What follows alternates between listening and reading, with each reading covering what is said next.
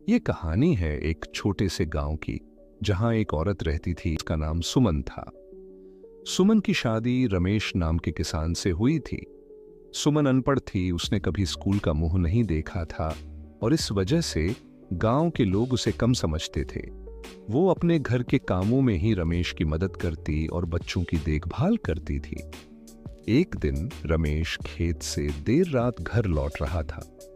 वह थका हुआ और भूखा था, लेकिन उसे गांव के बाहर वाले पुराने मंदिर के पास कुछ अजीब महसूस हुआ। वहां ठंड सी हवा बह रही थी और अचानक उसे एक छाया सी दिखाई दी। घबराया हुआ रमेश जल्दी से घर पहुंच गया, लेकिन उसने सुमन को इस बारे में कुछ नहीं बताया। सुमन को हमेशा से एक अजीब सा डर महसूस होता था, खासकर जब रात को रमेश खेतों से देर से लौटता था। उसे ऐसा लगता जैसे कोई परछाई घर के आसपास घूम रही हो। एक रात रमेश खेत में काम करने चला गया और सुमन घर पर अकेली थी। आधी रात के समय उसे दरवाजे पर खटखटाने की आवाज आई। वो डर के मारे कांप उठी, लेकिन दरवाजा खोलने की हिम्मत नहीं हुई।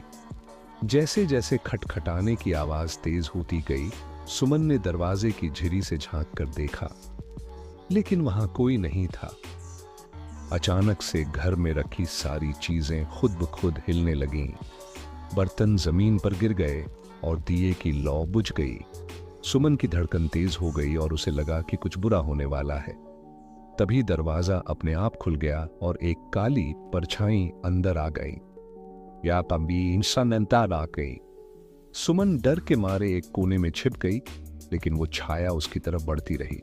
उसकी आंखों के सामने अंधेरा छा गया और वो बेहोश हो गई।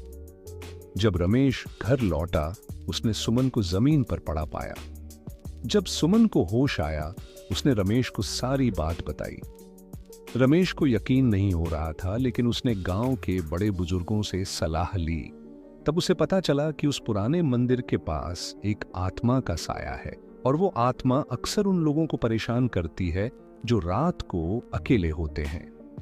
उस रात के बाद से सुमन और रमेश ने कभी उस रास्ते से गुजरने की हिम्मत नहीं की।